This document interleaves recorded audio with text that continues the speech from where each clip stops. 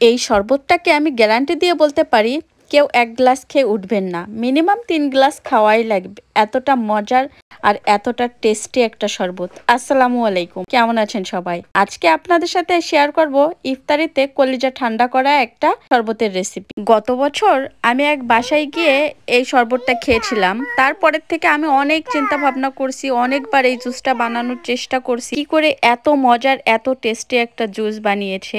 তো অনেক চেষ্টার পরে মনে হয় কিছুটা হয়তোবা পারলাম। এখানে আমি শরবতটা বানানোর জন্য আমার যেসব উপাদানগুলো লাগবে সেগুলো আমি কেটে নিচ্ছি। আমি এইখানে ছালসহ শসা নিয়েছি। শরবতটাকে সবুজ রাখার জন্য ছালসহ শসা নিতে হবে।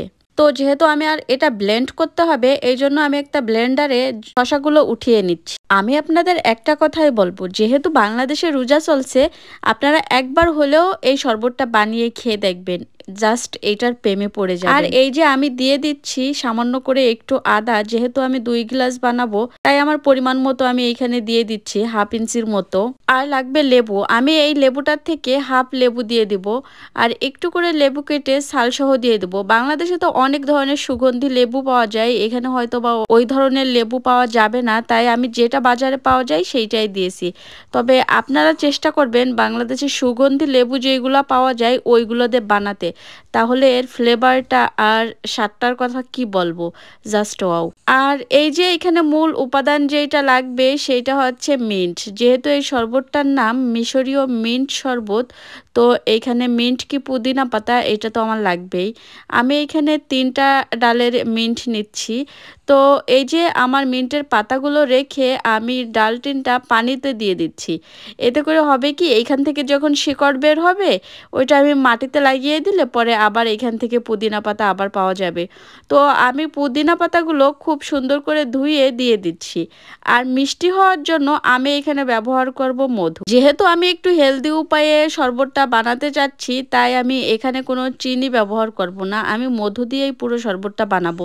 তবে আপনারা যদি চিনি খেতে চান তাহলে চিনি দিয়ে মধু দিয়ে 2টা মিক্সড করেও বানাতে পারেন, কি মধুটা নাও দিতে পারেন। তারপরে আমি দিয়ে দিলাম ঠান্ডা পানি। ঠান্ডা পানি দিয়ে তারপরে এটাকে আমি 2 মিনিটের মতো ব্লেন্ড করে নেব। ব্যাস 2 মিনিটে আমার শরবতটা একদম রেডি হয়ে যাবে।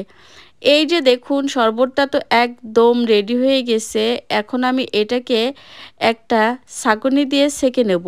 ব্যাস সেঁকে নিয়ে এর ভিতরে আমি আমার মতো করে পরিবেশন করব। আমি লেবু কেটে দেব একটু, পুদিনা পাতা দিয়ে দেব একটু, তারপরে আপনারা চাইলে আপনাদের মন মতো করে সাজিয়ে নিতে পারেন। আমি কতগুলো আইস কিউব দেব। শুধু দেখুন কি অসাধারণ লাগে। কাউকে যদি আপনি না বলেন এটা কিভাবে বানিয়েছেন, কি কি দিয়ে বানিয়েছেন, কেউ বুঝবে না। শুধু আপনার লেবুর আর পুদিনার স্ট্রং একটা গন্ধ পাবে। কিন্তু এটা আদা শসা খুব হেলদি, আমি মনে করি এটা খুব হেলদি একটা শরবত ইফতারির জন্য। আপনারা একবার হলেও চেষ্টা করে দেখবেন। এই যে আমি তো আমার মতো করে সার্ভ করে নিলাম। ভিডিওটা কেমন হলো জানাবেন, যদি ভালো লাগে